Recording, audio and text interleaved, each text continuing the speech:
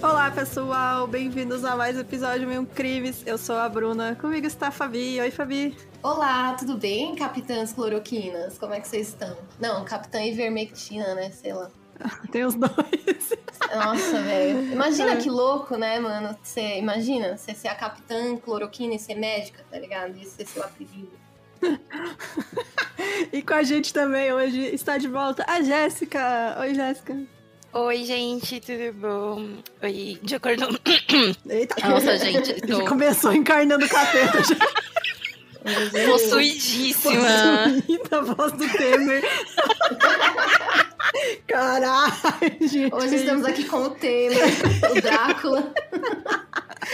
O vampiro brasileiro, né, gente? Voltando. Oi, gente. Não sei o que eu ia falar. Eu ia falar, olá, bom dia, boa tarde, boa noite para todos, de acordo com o presidente, né? Bom dia para todos os idiotas deste Brasil que estão dentro de casa. Eu sou o idiota do Bolsonaro. Não, né? Bom, O robô do Bolsonaro, né, gente? Lembra?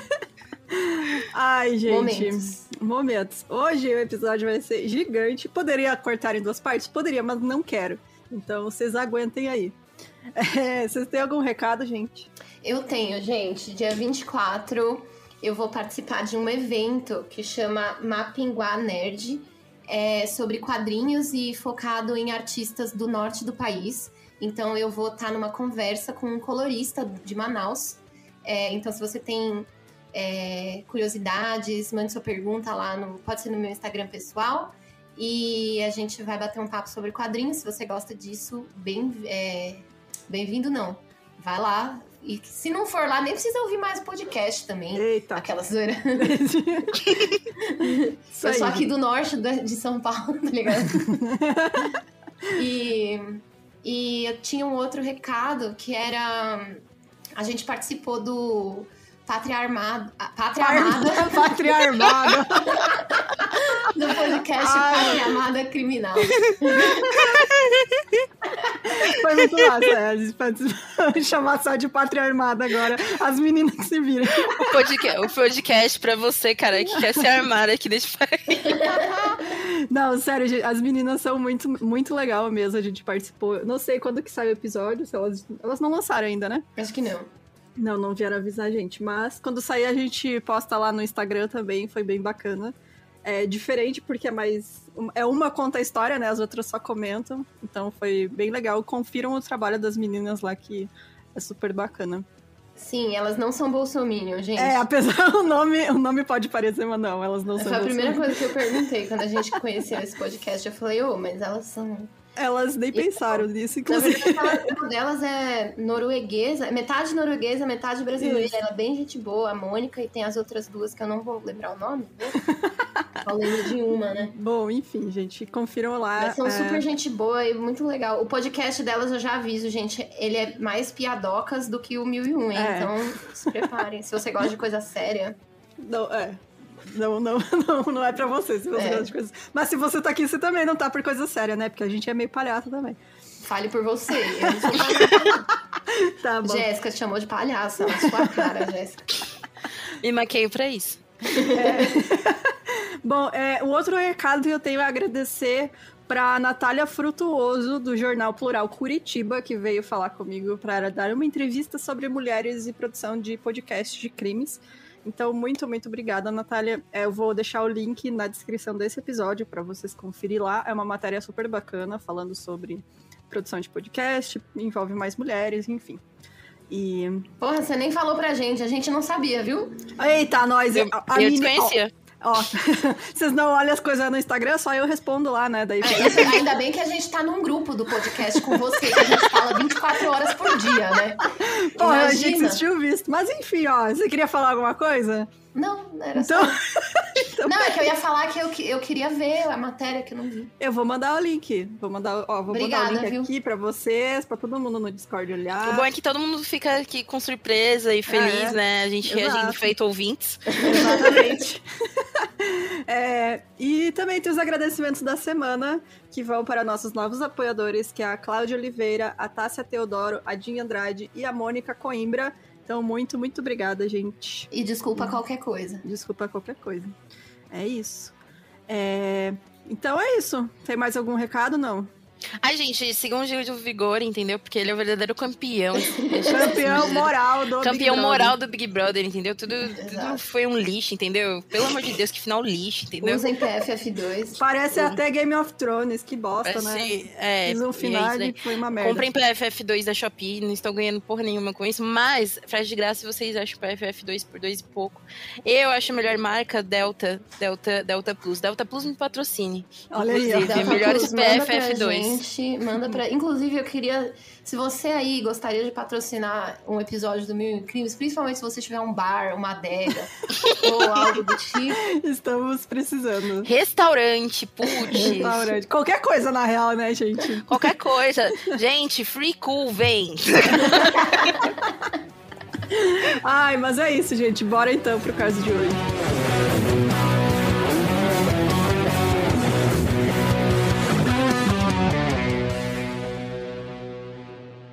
Em 19 de setembro de 1992, na floresta estadual de Belanglo, que fica a 150 quilômetros de Sydney, na Austrália, 2 praticantes de corrida de orientação, eu descobri o que é isso hoje, fazendo esse roteiro, não sabia o que era, basicamente você faz... você tem pontos que você tem que passar, e aí você ganha um mapa com aqueles pontos, e tu tem que se virar e andar entre um ponto e outro. No limite, né? No limite. Exato. Umba. É tipo uma trilha, mas tem pontos enfim, de controle. Então, tinha 2 pessoas fazendo isso, né, nessa floresta. Eles estavam fazendo uma trilha até o próximo ponto de controle que eles tinham que alcançar, quando eles sentiram um forte cheiro de decomposição. Então, pensando se tratar apenas de animais mortos, os 2 se depararam com o que pensaram ser uma perna de canguru e pelo saindo em meio a folhas no chão. Na verdade, o que eles encontraram era um cotovelo humano e cabelos na parte de trás de um crânio.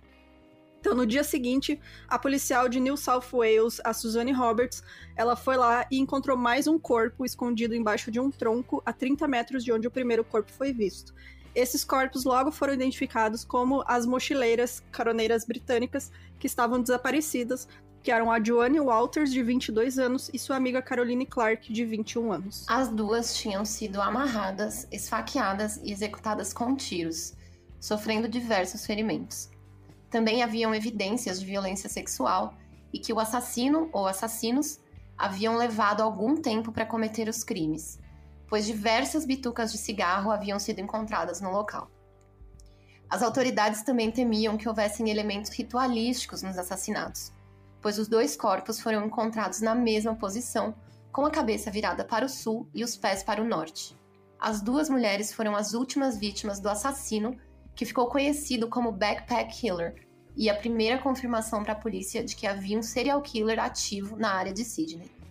O esforço das famílias de Joanne e Caroline em encontrá-las ganhou atenção nacional na Austrália, quando em junho de 92, a partida de rugby entre Austrália e Inglaterra foi interrompida pela Agência de Pessoas Desaparecidas, pedindo ao público que ligassem caso tivessem qualquer informação sobre as 2 jovens. É a Crime Stoppers? Não. Essa é a agência federal deles lá. Do governo, assim, é a... Oficial mesmo. É a seção da polícia que cuida de pessoas desaparecidas. Ah, sim. Bom, mesmo com o anúncio durante a maior audiência da TV, nenhuma pista sobre o paradeiro delas foi conseguida. Joanne e Caroline haviam se conhecido na Austrália, viajando pelo país, assim como milhares de outros turistas faziam todos os anos, pedindo carona pelas estradas que, segundo todos os guias de viagem, estavam entre as mais seguras e tranquilas do mundo. As 2 já tinham viajado pelo país quando dividiram um apartamento no distrito de King's Cross, em Sydney. Elas então decidiram ir juntas de carona para o sul para pegar a temporada de colheita das frutas. No dia 18 de abril, elas foram vistas juntas em direção à estação de King's Cross, carregando sacos de dormir e uma tenda. 2 semanas depois, Ray e Jill Walters, pai de Joanne, começaram a ficar preocupados, pois não tinham notícias dela, que sempre ligava uma vez por semana para conversar e garantir a eles que estava bem. No dia 26 de maio, quando o visto de Joanne expirou, eles ficaram mais preocupados e reportaram seu desaparecimento para a polícia de Wales, que informou as autoridades da Austrália. Ian Clark e sua esposa Jacqueline não estavam tão preocupados até que Caroline não entrou em contato no dia do aniversário de 58 anos de seu pai. É aquilo, né? Tipo, eu acho que, por exemplo, se fosse aqui, sei lá, no interior de São Paulo e a pessoa some por tanto tempo, rolaria uma busca mais rápida, né? Cara, era meio estranho porque, assim, as duas foram pra Austrália justamente porque todos os guias diziam que a Austrália é um país muito seguro pra te viajar pedindo carona. Eu acredito que muito mais que os Estados Unidos, mas, né? Sim. E aí a Joanne ligava uma vez por semana, falava, tá tudo bem e tal, mas, tipo, cara, passou muito tempo. Eles só foram se preocupar mesmo quando, sabe, ela não... passou o tempo do visto dela. Mas eu acho que é aquela coisa, a pessoa nunca quer admitir que aconteceu alguma coisa, né? Eles sempre querem pensar, não, tá em algum lugar que não tem telefone, deve ter, sei lá, enfim, né? Esse tipo de coisa, mas é estranho mesmo. E o que rola muito também nesses casos de lugares teoricamente muito seguros, sabe? Uhum. Tudo ser muito tardio, a busca ser tardia, né? A desconfiança ser tardia, porque imagina, muito seguro, nunca aconteceu nada. Nunca, e esse nunca aconteceu nada, né, faz sempre com que... tem uma primeira vez, né? Exatamente. Não, e é realmente, assim, tipo... Gente, eu já viajei, assim, de carona e de mochileira, é muito de boa mesmo, assim, nem passa pela cabeça, sabe? Mas eu acho, não sei se eu sou muito pessimista, mas eu acho que, assim, quanto menos acontecer, mais chances tem de acontecer, sabe? Sim. Quanto mais seguro parece o lugar, né? Bom, as duas famílias, então, viajaram pra Austrália à procura das duas jovens, e eles não aceitavam que elas poderiam ter sido vítimas de algum crime, aquilo que eu falei, né? Eles tinham a esperança de encontrar elas. Eles preferiam acreditar que elas estavam passando um tempo com tribos aborígenes ou perdidas em algum lugar no vasto interior do país, porque na Austrália tem muito lugar no interior lá que, tipo, não tem nada, assim, né? Umas cidadezinhas pequenininhas e tal, que não tem muita tecnologia, enfim, né? Aquelas comunidades rurais, assim. Daí, eles estavam nessa esperança, né? De, tipo, elas estão presas em algum lugar e não aconteceu nada, assim, de grave. E em agosto, estimulados pela atenção que as famílias estavam gerando ao caso, a polícia começou a perceber que tinha uma ligação entre uma série de desaparecimentos de turistas em New South Wales e em Queensland. Então, quando os corpos em decomposição da Joanne e da Caroline foram encontrados, a polícia já sabia que pelo menos outros 5 mochileiros tinham desaparecido enquanto pegavam carona na movimentada Hume Highway, que liga Sydney a Melbourne. Então, os primeiros a desaparecer foram 2 australianos de 19 anos, a caminho de um comício ambiental no final de 89. Então, durante 91, 3 mochileiros alemães também desapareceram, e o tempo passou, mas nenhuma força-tarefa especializada foi criada para investigar as ligações entre as mortes e os desaparecimentos. 3 detetives foram colocados na caça do assassino das jovens, mas em 12 meses eles não conseguiram quase nada. Enquanto isso, a história das jovens encontradas mortas, ela era noticiada em jornais britânicos. Paul Onions, um engenheiro de ar-condicionado que morava em Birmingham, ele acompanhava a história com interesse enquanto ele se lembrava da época em que ele mesmo tinha feito um mochilão pela Austrália em 1990. E foi em janeiro de 1990 que um homem que o Paul considerou o primeiro australiano real que ele conheceu, lhe deu uma carona. É real porque, tipo... Ele o estereótipo do australiano. Estereótipo, exato. Crocodilo Dundee, né? Exatamente. E mais adiante nessa estrada, né, perto da saída para a floresta estadual de Belanglo, o homem puxou uma arma e tentou roubá-lo. E ele relatou o incidente à polícia no mesmo dia. O Paul não sabia que não apenas eles falharam em tomar qualquer atitude, mas eles também perderam o boletim de ocorrência que ele tinha feito. 4 anos se passariam antes que a polícia e Paul Onions fizessem contato novamente. Em 5 de outubro de 1993, Bruce Pryor estacionou seu jipe no meio da floresta e começou a procurar lenha. Ele logo tropeçou em um osso de coxa humano, que é um fêmur, e em seguida um crânio. E haviam outros ossos humanos ao pé de uma árvore, a poucos quilômetros de onde os corpos das jovens britânicas foram encontrados. A polícia logo encontrou os restos mortais de Deborah Phyllis Everett, de 19 anos, que havia sido vista pela última vez em 30 de dezembro de 1989, com seu namorado, James Gibson, em um albergue para mochileiros em Sydney. O casal disse a amigos que planejavam pegar carona para o sul pela rodovia Hume até Albury para um comício de conservação ambiental. Os patologistas não conseguiram determinar a causa exata da morte de Deborah por causa do tempo que o corpo dela esteve a céu aberto, mas havia evidências de que ela havia sido atingida por um objeto pontiagudo, bem como esfaqueada na cabeça e no corpo. Seu sutiã e sua calça preta, foram removidos e cortados com uma faca. Ela foi amordaçada e amarrada com suas próprias meias. O corpo de James estava deitado em posição fetal a 50 metros de sua namorada. Com todos os outros restos, estava quase completamente coberto com gravetos e galhos para acelerar a decomposição.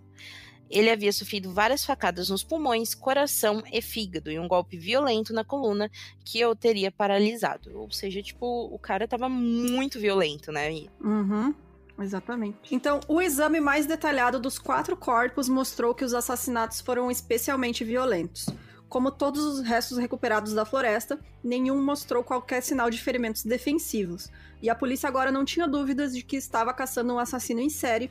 E em 12 de outubro de 93, a Força Tarefa Aérea Especial foi estabelecida sob o comando do superintendente Clive Small. 20 detetives foram designados para essa equipe, juntamente com especialistas em cena de crimes e especialistas forenses. Em 3 dias, cães farejadores especialmente treinados foram trazidos de Queensland, já que o Clive Small temia o pior, que era que mais corpos fossem encontrados. Outros 60 policiais foram destacados para iniciar uma busca meticulosa na área de 5 km², onde os 4 corpos foram encontrados. Então, em 1º de novembro, os restos mortais da mochileira alemã Simone Schmidl, não sei se é assim se fala, mas é assim que eu falei, de 20 anos, foram encontrados a mais 5 quilômetros a leste. O seu corpo dava sinais de ter sofrido vários ferimentos de faca. Simone foi vista pela última vez em 20 de janeiro de 1991, quando, contrariando o conselho de seus amigos em Sydney, ela decidiu pegar uma carona até Melbourne para uma reunião há muito tempo planejada com a sua mãe. A polícia imediatamente aumentou seu número de detetives para 80 e ampliou a área de busca para cobrir mais de 20 quilômetros. Agora estava claro que seria apenas uma questão de tempo até que elas encontrassem os corpos do outro jovem casal desaparecido, a alemã Anja Habschied, de 20 anos, e Gabor Neugebauer, de 21. Desculpa aí, gente, eu não sei a pronúncia correta.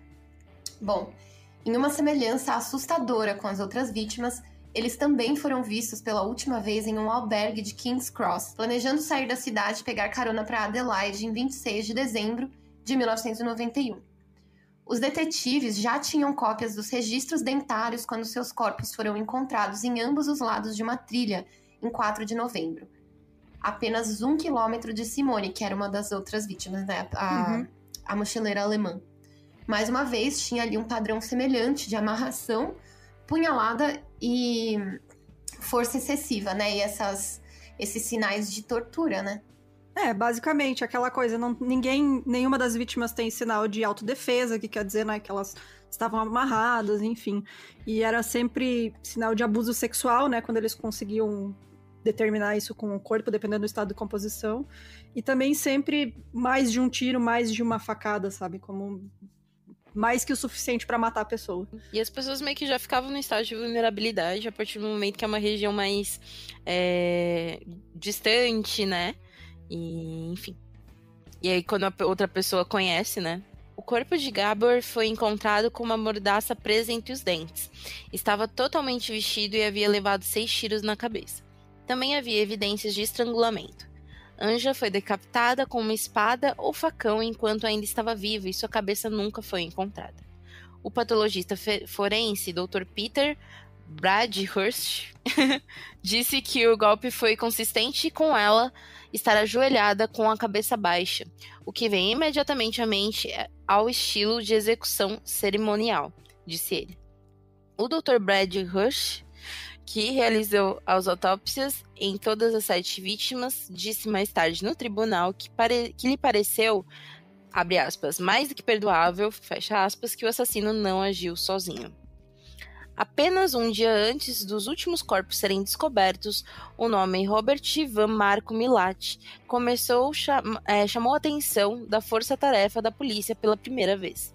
Havia poucas evidências reais, mas um colega de trabalho expressou sua suspeita sobre a obsessão de Milat por armas.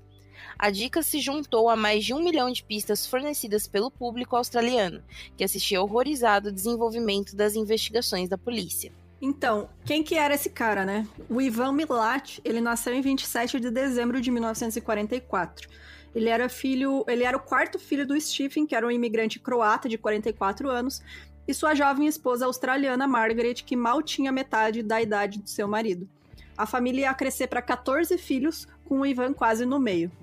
O pai do Ivan, que serviu no exército britânico na Primeira Guerra Mundial, ele trabalhava muitas horas como operário de cais e às vezes ele trabalhava 7 dias por semana.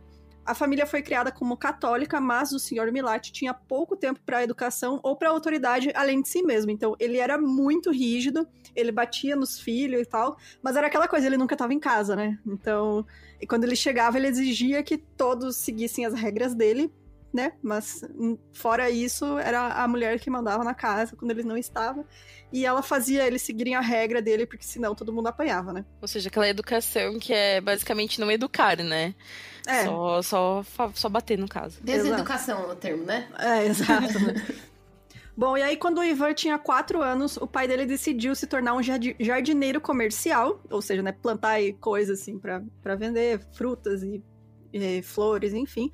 E a família inteira, claro, que foi forçada a trabalhar junto, o que incluía eles acordarem às 2 da manhã para regar tomate. Então, você imagina, você é uma criança, você tem que acordar de madrugada para regar os tomates do seu pai.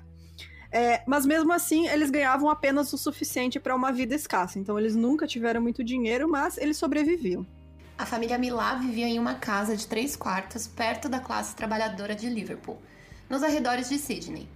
As crianças dormiam em beliches de 3 andares. Outro filho, Alex, lembra que ter armas em casa era como ter um par de botas sobressalentes. E todas as 14 crianças aprenderam a atirar. Que saudável, né? Muito bom. Muito bem. Um time de futebol. Resolveu virar um time de armas, no caso. Exato. Tirou. E mais os reservas, né? Sim. Como a maioria dos outros, o Ivan estudou na Patrician Brothers High School, onde ele foi considerado brilhante e bom em matemática e artes. Ivan era um pouco mais esperto que a maioria de nós, foi o que o irmão dele disse. Mas logo, o Ivan começou a faltar às aulas regularmente, então ele se mudou e passou seus primeiros anos da adolescência em Boys Town, uma instituição para famílias sobrecarregadas e seus filhos rebeldes. E assim, né, gente, muito entre aspas esse rebeldes aí, porque o que isso quer dizer? Eu não sei. Naquela época era só ele não queria ir na aula, tá ligado? Usa muito camiseta preta. Até então ele não tinha feito nada de errado. Nossa, Exato. cara, me mandaram pra psicóloga porque eu usava muito preto, sabia? Na escola. Meu Deus. Era um colégio de freira, e aí me mandaram pra psicóloga porque eu só usava camiseta preta de banda e tal. O uniforme Obviamente. era preto, tá ligado? Eu mandei fazer o uniforme preto, porque era azul marinho, né? Eu queria preto. Aí eu lembro que quando falaram disso na Crisma, quando eu frequentava, que eu usava muito roupa preta, eu falava, mas o padre da feira só usa preto. Gente, foi o caos. Expulsa da Crisma aos 15 anos. Não pode questionar a igreja. Não pode. Não, mas enfim. A família deles era muito numerosa, né? Afinal de contas, eles tinham ali 14 irmãos. E eles precisavam de dinheiro, então, como seus irmãos, aos 15 anos, o Ivan largou a escola e foi trabalhar em várias obras, né? Todos os meninos passaram a viver de trabalhos manuais pesados. Armas e facas faziam parte dos passatempos da família. Que bom. Tranquilo. Gente, vamos aí, né? O que vamos fazer aqui? Não tem nada pra fazer no fim de semana? Clube da luta.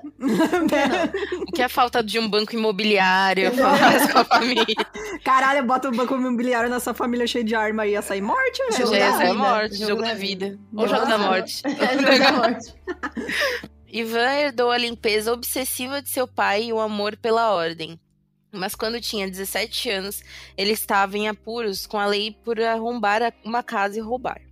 Em 1962, ele foi condenado a 6 meses por uma instituição juvenil por invasão de domicílio. Durante o resto da década de 60, mais 4 penas de prisão se seguiram por invasão, roubo e furto de carro. Para sua mãe, Ivan só agiu daquela maneira nesses anos por estar com as pessoas erradas. No entanto, a polícia, que era uma visão regular na casa de Milat, lembra-se disso de forma diferente. Eles disseram que os irmãos nunca se entregavam e estavam sempre se protegendo. O grande número de filhos também gerou confusão. É mãe, né, gente? A mãe meu dele, filho. Não, Meu Deus. Meu filho não fez nada errado, não. Coitado, gente. Pelo amor de Deus, que absurdo. Invadiu uma casa. Meu filho? Porque ele tava num verdade desafio. Quem nunca? Não, e assim, o grande número de filhos gerou confusão. Gente, eu tenho um irmão, a gente quase se mata. Tipo, imagina você ter 13 irmãos, cara. Cara, tipo, imagina. Assim, você briga com um na sala, entra no banheiro já brigando com o outro. Eu sou filha única, eu discutia por ciúmes das cachorras, então assim... Discutia com a cachorra. Com a cachorra, né? Teve um dia que, sem querer, minha mãe me deu de beber. Sem querer não, falou assim, bebe uma cerveja. Eu era criança, fiquei levemente alcoolizada, comecei a discutir muito profundamente com Sasha, porque ela tinha mais atenção em casa do que eu. Imagina com 14 irmãos, 15 irmãos. Cara, e era tipo confusão, porque, imagina, né, a maioria deles, não digo todos, né, mas o Ivan e outros irmãos dele estavam sempre aprontando, né? E aí a polícia chegava lá, porque ouvia dizer, foi um dos milagres. E aí chegava lá e perguntar, quem que foi? Ninguém. Foi ele. Não, foi o outro. Não, foi o outro. Então, tipo, era sempre essa confusão. Eles não se entregavam, eles não falavam quem que tinha feito coisa errada, tipo, cometido crime, nada, e sempre se protegiam um ao outro. Então, era meio que uma mini-máfia ali, a família deles. Tá certo. Tipo, vamos ser babacão, mas X9 nunca. X9 nunca, tá. Bom, em 69, a família se mudou para Guildford, que é um subúrbio um pouco melhor de Sydney, e foi lá que a irmã mais nova do Ivan, a Margaret, morreu quando um carro dirigido pelo irmão dele, o Wally, que é o Walter, na verdade, o Wally é o apelido dele, sofreu um acidente frontal perto da casa da família. O Ivan foi um dos primeiros a chegar ao local e, segundo falam, né, ele ficou muito abalado. E aí, um mês depois da morte da irmã, em 71, ele foi acusado de estuprar uma das duas mulheres a quem ele deu carona perto de Liverpool. Foi perto de um ponto que, 20 anos depois, os mochileiros começaram a desaparecer. Então, até teve uma audiência inicial, mas o Ivan, que também enfrentava 2 acusações de assalto à mão armada, incluindo uma em um banco, saiu sob fiança e aí fugiu para Nova Zelândia, onde ele permaneceu até 74. E aí, quando ele voltou, ele foi imediatamente preso novamente. Ele foi absolvido das acusações de roubo e, em um julgamento de um dia, superou a acusação de estupro depois que uma das vítimas mudou a sua história. Havia evidências de que Ivan, então com 26 anos, amarrou as 2 mulheres e as ameaçou com uma faca. Mas, incrivelmente, a força-tarefa da polícia que investigava os assassinatos de mochileiros nunca soube das semelhanças entre esses crimes até o final da investigação. Anos depois, Ivan confidenciou a um amigo que, na verdade, ele era culpado do assalto ao banco, mas um irmão que também estava envolvido assumiu a responsabilidade de tudo.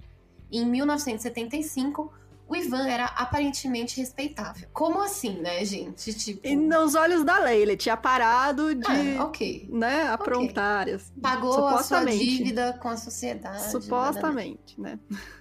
Ele ainda morava com os pais, não bebia, não fumava e era um motorista de caminhão interestadual viciado em trabalho. Ele conheceu a sua futura esposa Karen, então com 17 anos, e grávida do seu primo Mark. Que história bonita de amor. Então... enfim. Mas é que o Mark não quis assumir a criança e largou a mulher. Daí ele falou, então vem cá então. Não, beleza, né? Logo... O casal tava morando junto em um trailer. Óbvio que eles foram morar em um trailer. E começando um depósito para uma casa. Ivan tratou o filho de Karen, Jason, como se fosse seu. E se casou com Karen em meados dos anos 80. A família Milá não foi convidada para o casamento. Pois estavam no meio de uma rixa e também, né, dar uma festa só pra essa família aí. Nossa, 14 cara. boca, né, velho? Mas os agregados, né? De gente, cada um. Só juntar os primos dessa família, imagina, cara. Cara, é muita gente. E eu fico curiosa se o primo foi convidado. Provavelmente não, né? O pai do Ivan, ele faleceu de câncer no intestino no início dos anos 80. E houve mais uma tragédia quando seu irmão, David, sofreu danos cerebrais permanentes em um acidente de moto. Ele com a Karen, eles também acabaram tendo mais um filho juntos depois. Eu não consegui encontrar nem que ano que foi, enfim, mas eles tinham o Jason, né, que ele assumiu, e mais um filho. Na época, Ivan estava trabalhando para o departamento de estradas e ficava ausente por vários dias. O casamento sob mais pressão, principalmente devido à simplicidade que Ivan mantinha em casa. Durante o julgamento dos assassinatos, foi alegado que nessa época ele teve um caso com Maureen, a primeira esposa de seu irmão Walter. Tudo em família, né? Tudo então. Família. É manter tudo em família, né? Gente, novela em família deveria ser esse exemplo, né? Havia também um lado violento no casamento, bem escondido atrás da limpeza obsessiva do orgulhoso Ivan. Nas palavras de sua esposa, ele estava ficando louco por armas e muitas vezes começava a espancá-la. Então, no dia dos namorados de 1987, enquanto Ivan estava no trabalho, Karen arrumou a casa com a ajuda da mãe e fugiu, levando toda a mobília. Ele não a viu novamente por 7 anos, até que Karen, então, em um esquema de proteção a testemunhas, deu seu depoimento contra ele em sua audiência inicial. Ou seja, né, pra pessoa pegar tudo e fugir, velho, é um cagaço, um medo, né? Com certeza. Que bom pra ela que ela conseguiu sair Não, com sim. 2 crianças, né, cara? Uhum. No fim deu tudo certo pra ela. E essa compulsão dele por limpeza é muito, tipo, que a gente vê também, né? De uma maneira recorrente, às vezes. Porque vai de extremos. Ou, às vezes, aqueles serial killers que, enfim, né? São muito sujos. Uhum. Né? Ou senão, os mais maníacos por limpeza por realmente, né? Acharem que, enfim, vão conseguir também limpar o que fizeram, os pensamentos. E tem aquela coisa de criação católica também, né? Que, tipo, a limpeza é pureza, enfim. Tem todo um negócio meio psicológico por trás. Bom, e aí em 89, o Ivan largou o emprego e ele começou a trabalhar com um pseudônimo para evitar os impostos e impedir que a Karen reivindicasse parte de sua renda, pedindo pensão. Então ali ele já voltou pro crime, né? O divórcio passou e no final do ano, 2 jovens que pediam carona, chamados Deborah Everest e James Gibson, haviam desaparecido. A floresta estadual Belanglo fica a apenas 2 horas de carro do centro de Sydney. Ela é anunciada por uma pequena placa do lado da estrada principal mais movimentada na Austrália, que é a Home Highway. E no final de 93, ela se tornou o foco da maior investigação de homicídio da história da Austrália. Então, recrutas da polícia, trabalhadores de emergência do estado e outros foram convocados para vasculhar grandes áreas da floresta, muitas vezes de joelhos, em busca de qualquer coisa que pudesse fornecer uma pista. Eles foram apoiados por 9 analistas do grupo de inteligência do estado, que verificaram cada fragmento de informação e todas as pistas possíveis. O país ficou horrorizado quando a polícia revelou a natureza brutal dos assassinatos. Haviam evidências de que o assassino ou assassinos ficava cada vez mais confiante a cada assassinato e passava mais tempo em cada cena de crime. O comandante da força-tarefa, Clive Small, agora era superintendente-chefe, revelou que as 3 primeiras vítimas foram mortas com relativa rapidez. Mas quando Gabor Neugebauer foi baleado e sua namorada Anya Habschied decapitada, o assassino começou seus próprios jogos pervertidos. Clive Small disse: as vítimas foram amarradas e em algum momento foram desamarradas e movidas várias centenas de metros. Além disso, havia um bom número de projéteis, creio eu cerca de 100, o que sugeria que havia muito tempo para disparar armas. E parecia que o assassino havia colocado garrafas de cerveja em um toco de árvore para mostrar sua pontaria para as vítimas. Parecia até que Caroline Clark e Joanne Walters tinham sido obrigadas a se despir e se vestir de novo às pressas. Caroline foi então baleada repetidamente na cabeça e Joanne foi esfaqueada 20 vezes no peito. E realmente, né, tipo, eu acho que no começo foi isso que eles falaram. Ele começou a falar assim, ninguém vai me pegar aqui. Uhum. Ninguém entra aqui. E aí, cara, ele começou a não se importar mesmo. Porque, tipo, imagina você dar um monte de tiro e ninguém ouvir, né? Ele tá no meio do nada. Se importar, Uhum. Mas nesse estágio, tudo que a polícia sabia com certeza era que o assassino provavelmente dirigia um veículo com tração nas 4 rodas para acessar as trilhas remotas da floresta e que tinha algum conhecimento do local. Enquanto isso, especialistas em balística descobriram que a mesma arma foi usada para matar Gabor e Caroline, um rifle Ruger de 10-22. 10-22 é o que, gente? É o calibre. Obrigada. 10-22 feito nos Estados Unidos, que era relativamente raro na Austrália. A equipe de investigação também sabia que os períodos de perigo eram durante as férias. Todos os mochileiros desapareceram durante o longo verão da Austrália, nas férias de Natal e perto da Páscoa. Eles também pensaram que o uso de rifles e facas sugeria que o assassino era um caçador. Como os mochileiros morreram com as mesmas roupas que usavam em suas viagens pela rodovia UMI, parecia que provavelmente foram mortos no mesmo dia em que desapareceram. Isso sugeria que o assassino morava na região sudoeste de Sydney ou próximo a ela.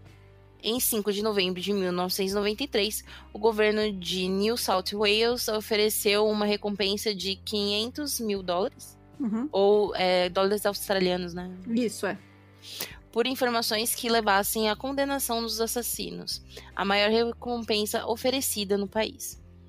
Um perdão também foi oferecido a qualquer cúmplice não envolvido nos assassinatos que entregasse o assassino. Ou seja, o desespero tava batendo, né? Muito. Porque por ser crime em lugar aberto, assim, né? Que vocês encontram o corpo lá no meio da floresta. É muito difícil você conseguir evidência, né, de quem que fez. Sim. Tipo, é muito difícil mesmo. E não tem câmera de segurança por perto, tipo, a rodovia é muito movimentada, é a mais movimentada da Austrália, então, cara, realmente eles estavam desesperados, porque não tinha muito o que fazer, assim, era meio que... E ele também ele colocava galho e folha pro corpo se decompor até mais rápido, né? Isso, e no calor da Austrália, né, gente? Sim, Verão, e à noite frio, né, porque a floresta é úmida. Gente, tipo... Muito difícil. Não dá uns dias, já destrói toda a evidência que tem, né? E não tem nem como ninguém ver algum comportamento estranho, enfim, né? Se tem um fluxo grande de carros, né? O tanto de carro que deve parar ao longo da rodovia por N motivos, sabe? Então... realmente, era muito difícil mesmo. Foram instaladas linhas de atendimento e nas primeiras 24 horas foram registradas 5.100 ligações.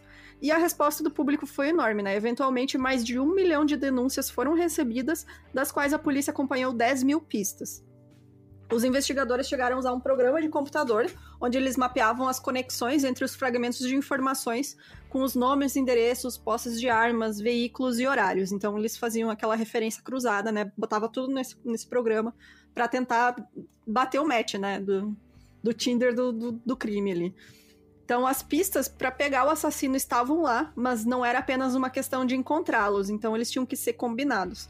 Até fotos de satélite foram usadas para ver como as condições de chuva estavam nos dias que os mochileiros desapareceram.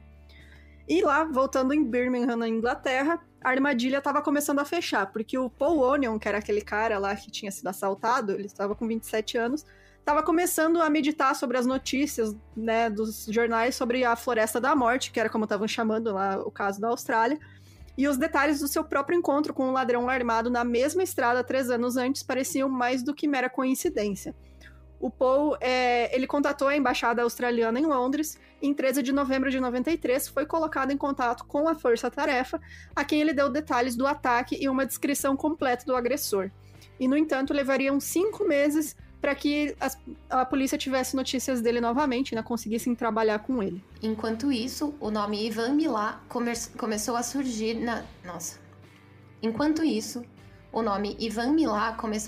nas investigações. A polícia descobriu uma declaração em seus arquivos do irmão de Ivan, Alex, que havia contatado detetives em outubro de 93 com uma história estranha.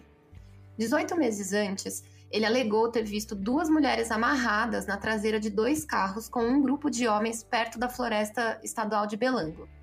Mas os detalhes e as datas não coincidiam. E o homem com quem Alex disse que estava falhou em corroborar essa história aí totalmente. A polícia então descartou a declaração de Alex Milat.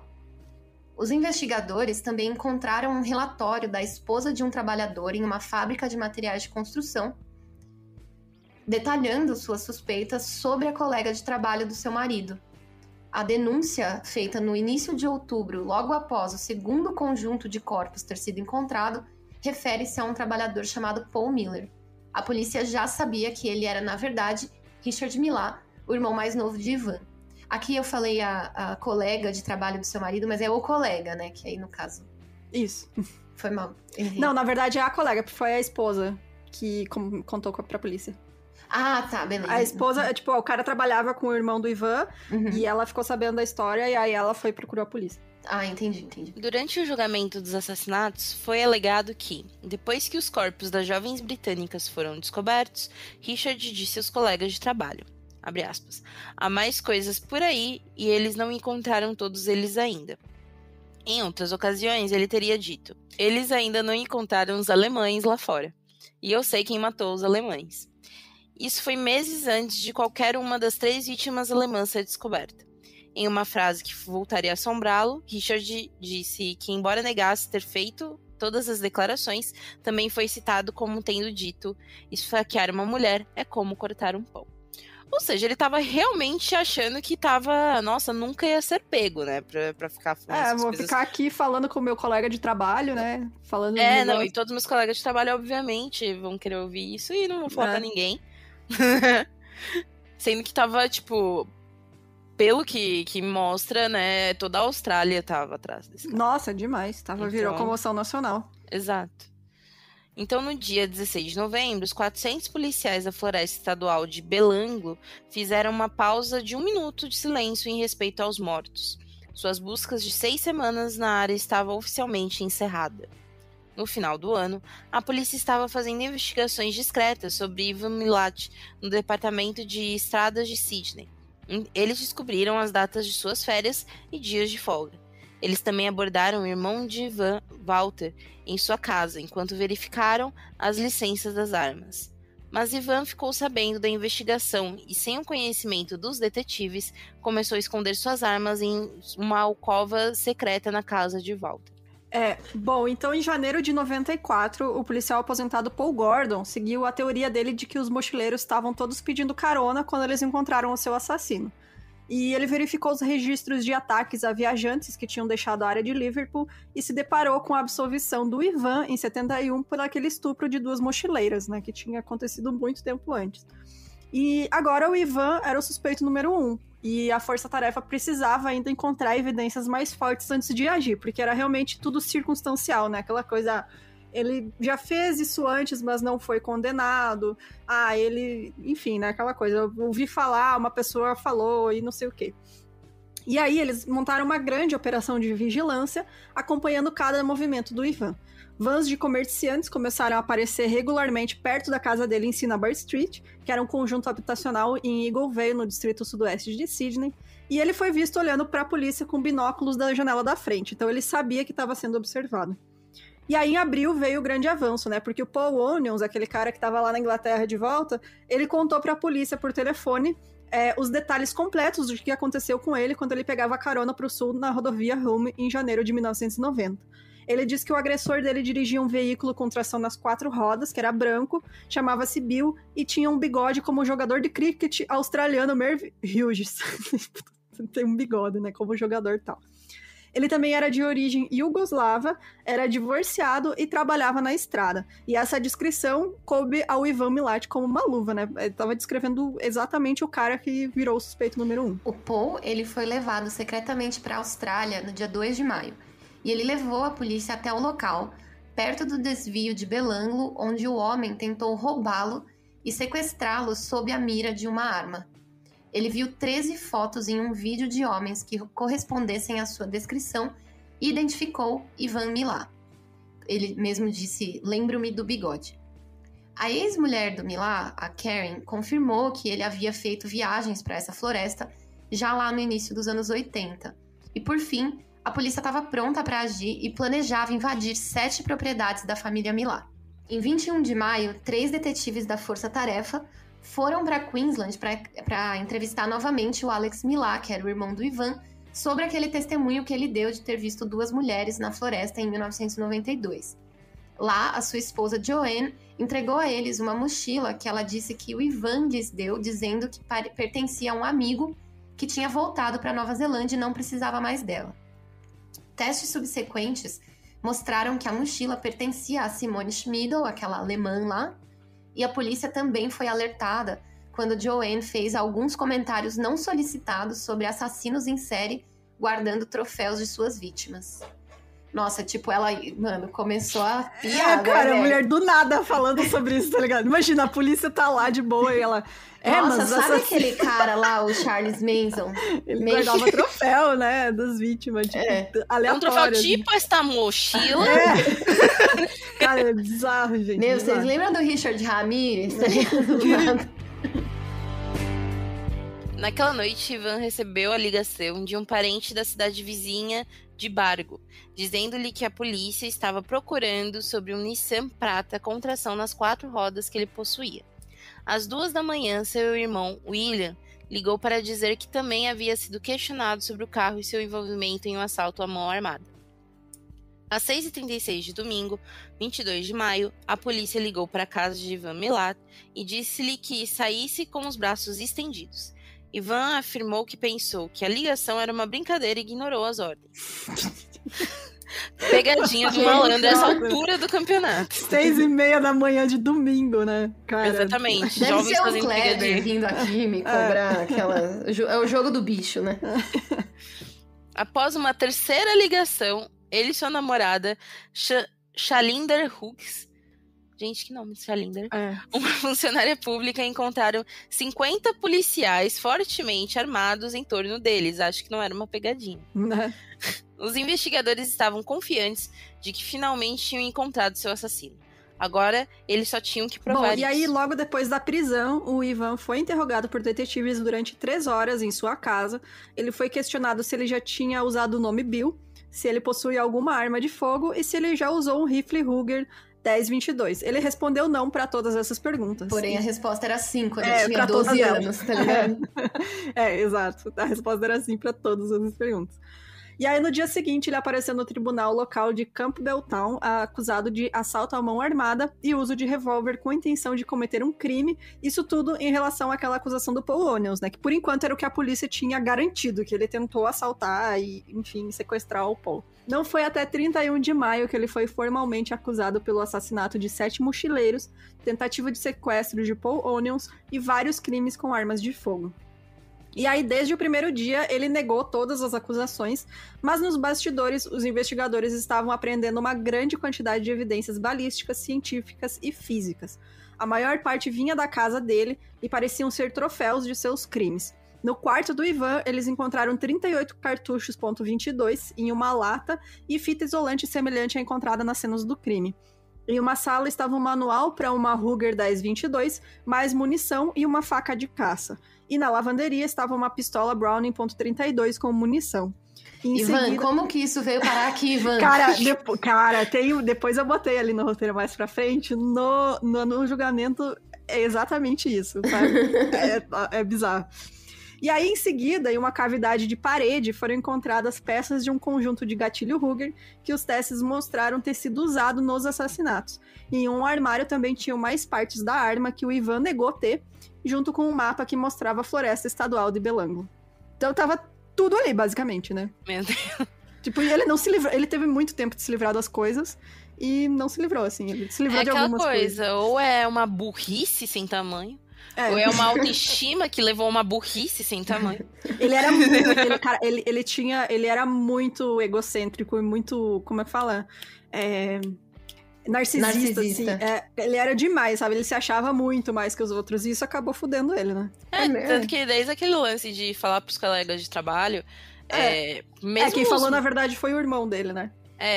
Não, tipo, antes, né, quando ele fala pros colegas de trabalho, não acharam os alemães e blá, blá, blá, blá, blá. Enfim, só disso daí já mostra que tem um narcisismo ferrenho ali.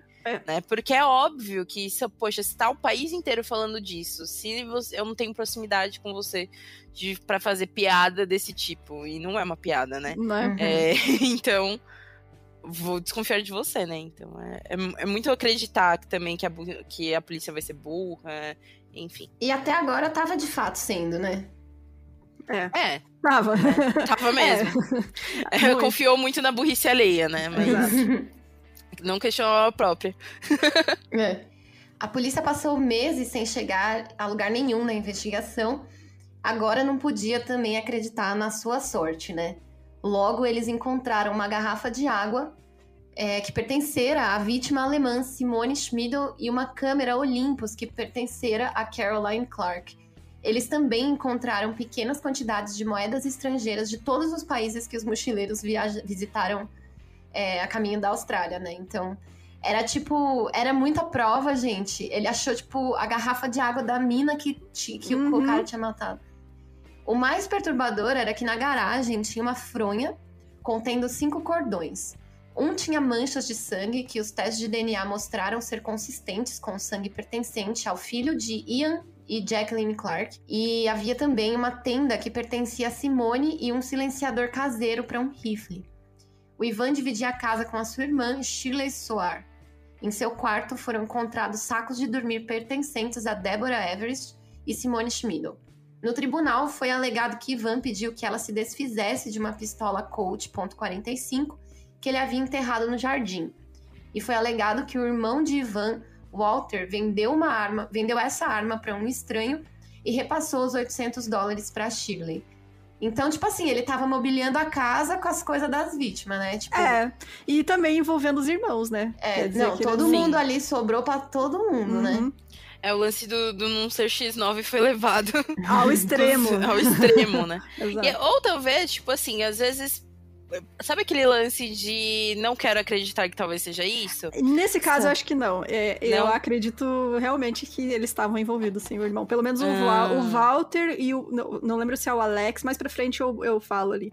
Porque tem muitas evidências de que ele não agiu sozinho. Porque muitas vezes a família, vou encobrir ele, mas acredito que não seja sobre isso, sabe? Talvez ele esteja cagando em outra coisa, ou coisas do tipo. Mas também, né, gente, é muita coincidência, né, cara? Demais. Muita coincidência. Outra evidência importante foi a fotografia da namorada de Milat, Shalinder Hughes, com um top Benetton verde e branco exatamente igual ao da Carolina Clark, que trouxe com ela para a Austrália. Ou seja, tava até presenteando a namorada. Toma aqui esse top aqui da mulher que eu matei ontem. Pega aqui. Exatamente. Bom. E havia mais por vir nas várias casas da família Milat, que as pessoas ligavam anonimamente para a linha direta da polícia, chamavam de família caipira. A família permaneceu unida ao longo dos anos, especialmente os 5 irmãos, Ivan, Wally, Bill, Alex e Richard, que compartilhavam um amor por caça e tiros. Na casa de Walter havia um rifle e um ferrolho Anschutz 22, do tipo usado na cena do crime de Anja Habshed e seu namorado, bem como uma mochila que pertencera a Simone. Na propriedade de Richard, foram encontrados a barraca e um saco de dormir de Caroline Clark. Na casa de Alex Milat, em West Womble, a polícia de Queensland encontrou a mochila de Simone. E na casa da mãe de Ivan, no subúrbio de Sydney, onde Ivan morava anteriormente, foram encontradas uma camiseta pertencente a Simone e uma camiseta da marca Next que Paul's Onions formalmente identificou como sua. Ou seja, espalhou pra família inteira. E eu acho que também é o lance dele achar que a família não pode se ferrar com isso, né? Toma aqui presente de Natal aqui, todas as vítimas que eu matei. Nem pra fazer, sei lá, sabe, um tonelzinho de coisa, vamos queimar tudo isso, não? Não, ele manteve tudo. Ele achava realmente que ninguém ia pegar ele, né? Ele era muito egocêntrico. Ou achando que, sei lá, vou espalhar por todo mundo, porque a polícia não vai, obviamente, na casa de todos os meus familiares, pra ver que está na casa de todos os meus familiares, né? Bom, parecia, né, que a polícia tinha o caso encerrado, né? Mas, na verdade, todas essas evidências ainda são circunstanciais, porque realmente, né, aí tu ainda pode dar uma desculpa esfarrapada, né? Você tem que ter uma prova concreta do que aconteceu. E não tinha nada que colocasse o Ivan na floresta no momento de qualquer uma das mortes. A polícia também ficou intrigada com uma confissão, entre aspas, que ele supostamente fez a um ex-prisioneiro chamado Noel Manning, com quem ele dividiu uma cela enquanto ele aguardava o julgamento de estupro lá em 74. Esse cara disse aos policiais que o Ivan explicou como estuprou uma garota depois de esfaquear a sua coluna para paralisá-la, para que a vítima pudesse ver o crime, mas não pudesse fazer nada para detê-lo. Então, embora isso tenha ocorrido anos antes dos assassinatos dos mochileiros, 3 das 7 vítimas que foram encontradas foram esfaqueadas na coluna. Também tinham evidências de que todos tinham sido abusados sexualmente. Esse cara contou a história antes que os detalhes dos ataques do Ivan se tornassem públicos, mas ele nunca foi capaz de repeti-los no tribunal.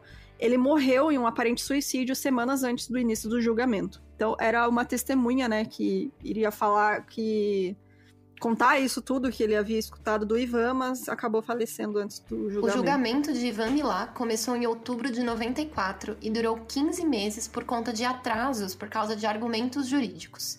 Embora estivesse atolado em detalhes essenciais, o caso da promotoria era simples. As evidências físicas encontradas na rua Cinnabar 22 ligavam Ivan a todos os 4 grupos de corpos encontrados na floresta, e o método do assassino mostrou que quem quer que tenha cometido um assassinato havia cometido todos eles. Os jurados tiveram a chance de conhecer os locais onde foram encontrados os corpos dos 7 mochileiros. Em 18 de abril, a Floresta Estadual de Belanglo foi fechada ao público para proteger o anonimato do júri e o tribunal foi suspenso para examinar a área. A promotoria levou 3 meses para apresentar o seu caso. Mas entre todas as suas provas balísticas e evidências forenses, foi o depoimento de 2 testemunhas muito diferentes que provavelmente convenceu o júri de que não havia dúvida sobre a culpa de Ivan. A primeira foi Karen Milat, de 37 anos, que raramente olhava para o ex-marido ao se lembrar de 4 viagens diferentes para a Floresta Estadual de Belanglo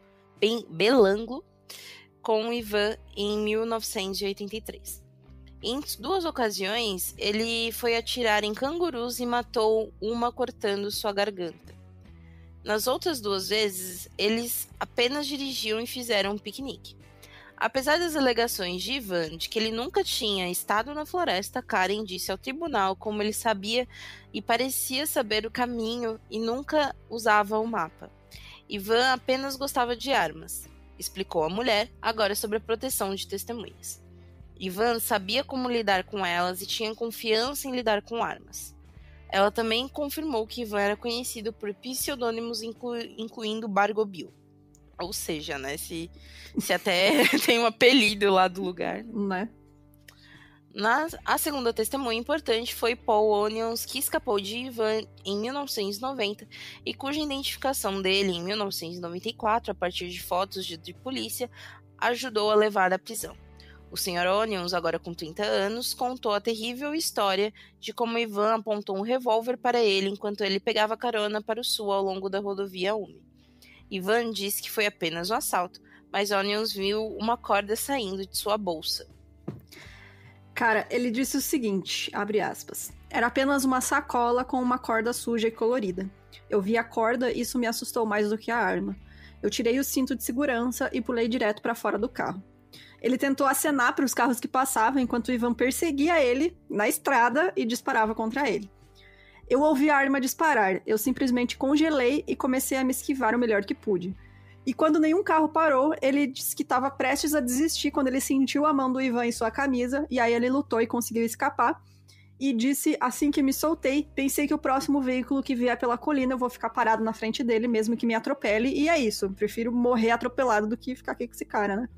Mas ele teve sorte, né? Ele conseguiu parar uma van que tava passando, ele pulou pra dentro e trancou a porta. As pessoas lá dentro começaram a gritar com ele pra ele sair e ele disse, esse homem tem uma arma, eu não vou a lugar nenhum. E aí a galera saiu com o carro. Mano, imagina o desespero do cobrador. Mano, sério.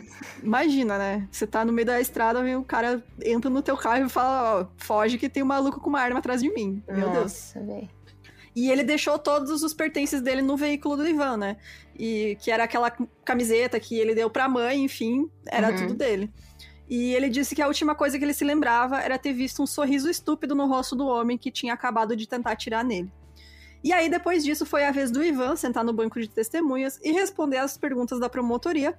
E foi então que ele garantiu que o júri daria a sentença de culpado pra ele, porque, além de tudo, ele é burro. É isso. Depois de Ivan afirmar que era inocente de todas as acusações, o promotor fala: então você pede ao júri para aceitar que alguém invadiu a sua casa trancada, apesar do alarme contra roubo, plantou um ferrolho de rifle Ruger no teto da sua garagem, deixou cair o receptor da arma em uma das suas botas do armário do corredor, certificando-se de que ambas as partes da arma foram pintadas com as mesmas cores de camuflagem que você usa em suas armas de fogo, e em seguida deixou um único cartucho disparado ligado ao assassinato da senhora Caroline Clark em um saco de plástico na cama em um quarto de hóspedes. E aí o Ivan respondeu, só pode ser isso. Matou a charada. Matou a charada, né? Isso aí, cara. Os caras tão loucos pra me culpar. Isso aí que aconteceu. Foi isso que aconteceu.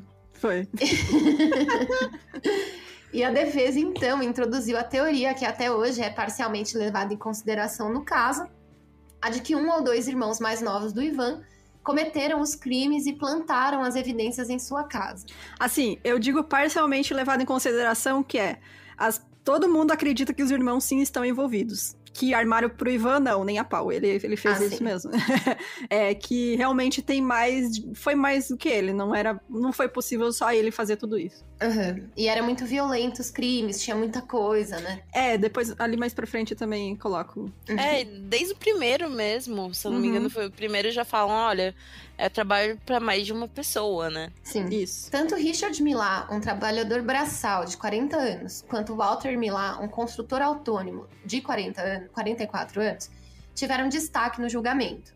Mas ambos negaram ter qualquer coisa a ver ou qualquer conhecimento dos assassinatos dos mochileiros, apesar de propriedades das vítimas terem sido encontradas dentro de suas casas.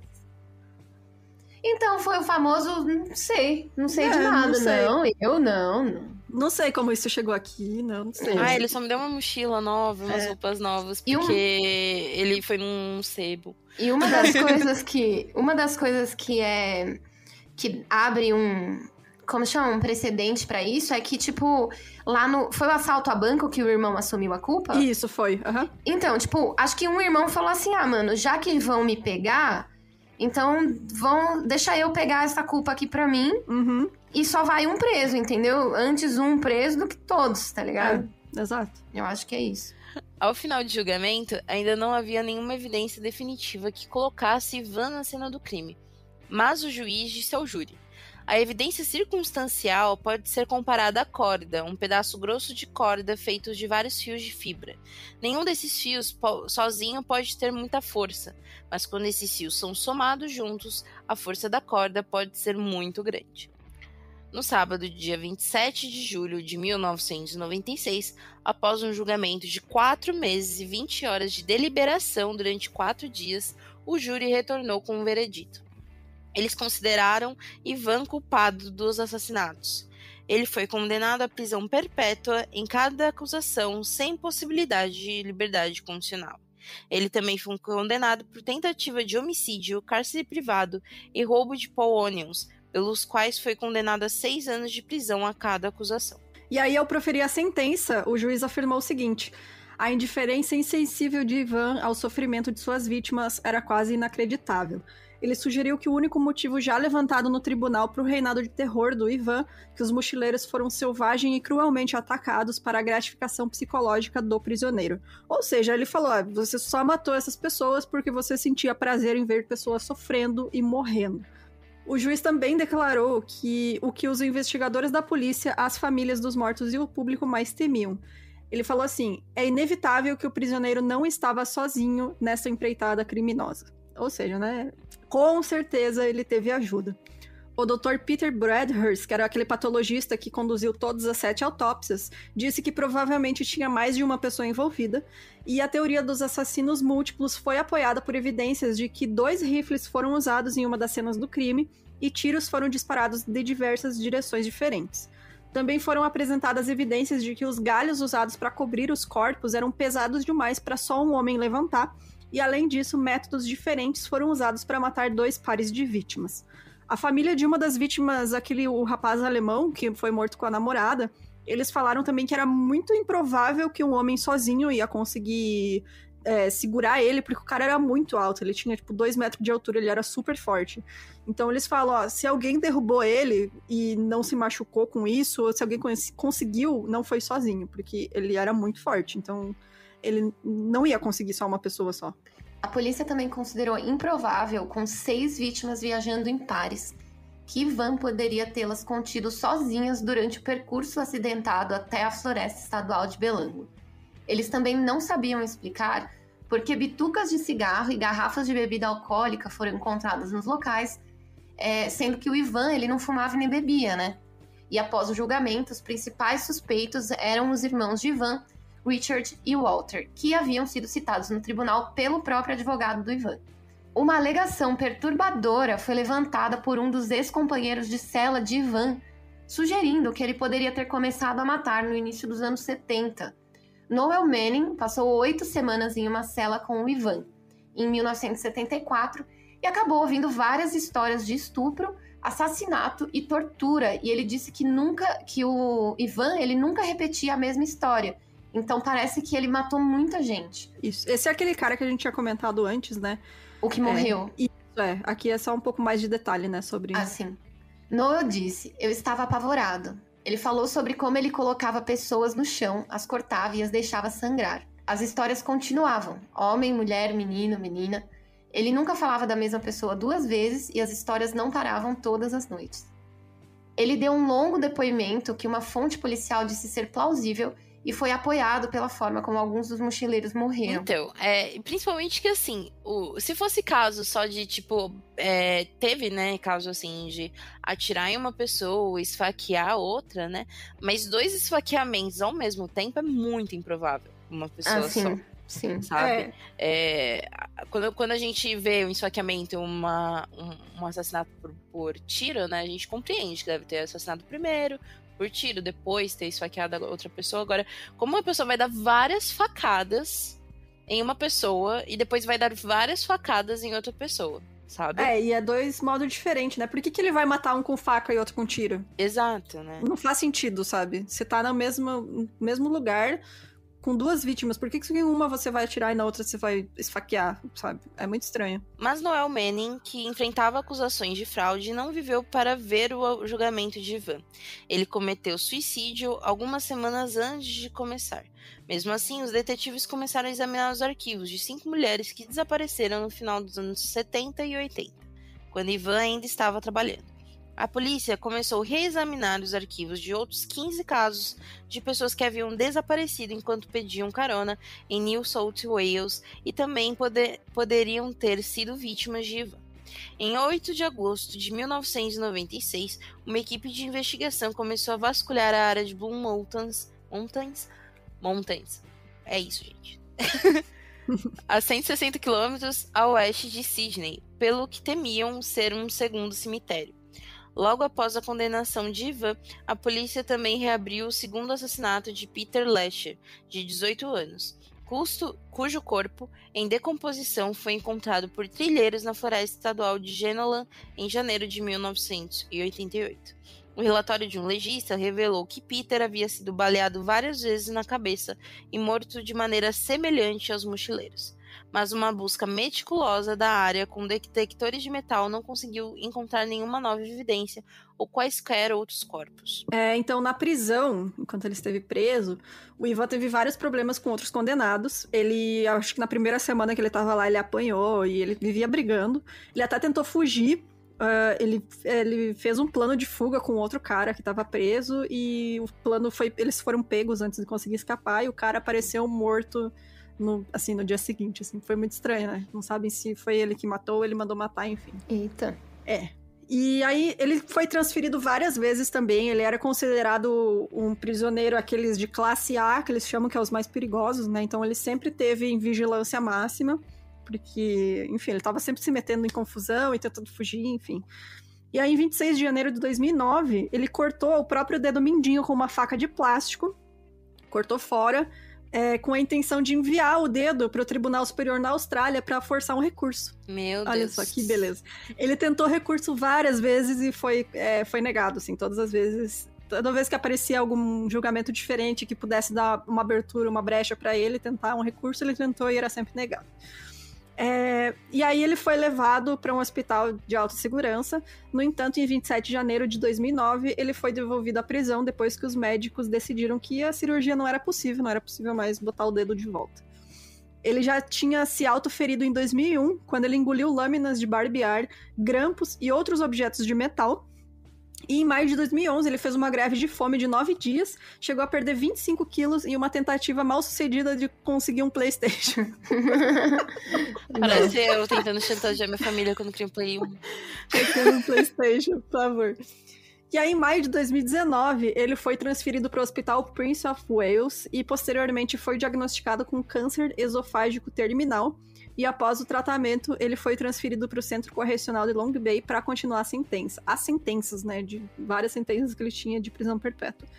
E aí, em 9 de agosto de 2019, ele foi transferido para uma unidade de tratamento segura localizada no Hospital Prince of Wales após perder 20 quilos nas semanas anteriores. Ele também exibia uma temperatura bem elevada. O status dele, no entanto, foi relatado como sem risco à vida, e em 27 de outubro de 2019, ele morreu de câncer de esôfago e estômago às 4 horas da manhã na ala hospitalar do Centro Correcional de Long Bay, aos 74 anos. Então, chegou ao fim a vida dele e até o fim da vida ele não entregou mais ninguém, não entregou ninguém, nunca falou se ele agiu sozinho, se ele agiu com mais alguém, nunca confessou, ele sempre negou tudo. Então, tipo, não dá pra saber. Eu acho que a polícia provavelmente ainda tá com os casos abertos, né? Porque eles acham realmente que ele teve ajuda, tudo que a gente falou, né? Que aconteceu. Provavelmente ele teve ajuda dos irmãos, então... É aquele lance dos irmãos desde criança não se dedurarem pra polícia, né? Isso só continuou se replicando. Tem uma história curiosa também, que o... sobrinho neto dele e o amigo desse sobrinho neto, o Matthew Millett, o nome desse menino, e o amigo dele, Cohen Klein, os dois com 19 anos, eles foram sentenciados em 2012 a 43 anos de prisão pelo assassinato do David Alterlone, no aniversário dele de 17 anos, na floresta de Belanglo. Os três estavam lá e mataram ele com um machado. Eles acertaram na cabeça e enquanto o Matthew Millar batia no moleque com o machado, o outro filmava com o celular. Cacete. Isso foi em 2012. Boa. A grande família tá diferente, né? É a grande família do inferno, né, cara? Puta merda. Nossa, enfim. Mano, é isso, é gente. muito engraçado, né, velho? Ele também chegou a confessar ter matado um taxista também. Vou me mutar. Ai, meu Deus. Ele também confessou ter assassinado um taxista em 62, com um tiro. Enfim, esse foi a única outra vítima que ele confessou, mas nenhum outro mochileiro e tal. E é isso, gente. Essa é a história do assassino mais prolífico da Austrália. Não se sabe quantas mais pessoas ele matou, provavelmente muito mais. E provavelmente os irmãos participavam, né? Sim. E é isso. E, tipo, virou uma tradição familiar bizarra pelo jeito, né? Porque... Nossa, imagina como deve ser o Natal. Nossa, cara, que bosta, né? O Natal dessa família. Bom, a mãe dele, ela manteve até o fim da vida que ele era inocente. Então, as mães, né, gente? Mães, a mãe a gente não julga, né? A mãe a gente não julga muito, não. Agora, os irmãos, gente, pelo amor de Deus, né? Nossa, que engraçado, né? Desapareceu um povo meio gringo, meio rico. Olha, roupas novas, meu irmão. Meu irmão é o Messi do brechó. Arrasa no brechó. Só mochilas caras de acampamento, que coisa. Não tem como, né? Nada suspeito. Nada suspeito. E é isso. Acabou o caso de hoje, gente. Acabou. Vocês têm algum recado, algum comentário a mais ou não? Apoio 1001 Crimes. Apoio 1001 Crimes. Gente. Entre na nossa lojinha também, gente. E é isso. E se você quiser vir, você ouvir o nosso programa especial chamado 1001 Fofoquinhas. 1001 ok. Gente, e eu quero sortear mais um livro entre os apoiadores. A gente tá recebendo bastante livro da Intrínseca. Então, eu vou separar um aqui pra vocês. Então, se você apoia o 1001, fique ligado que em breve eu vou sorteio de livros. Sorteio de livros. E é isso. Pra vocês. Só pra apoiadores, tá, gente? Que é pra vocês. E só pra quem sabe ler também, né? Entre os apoiadores. A Naju não sabe, infelizmente. Ela pode dar de presente pra alguém, ué. Repassa o presente. Então, gente, obrigado pela companhia. Desculpa qualquer coisa. Beijos. Beijo. Tchau, tchau. Beijos, tchau.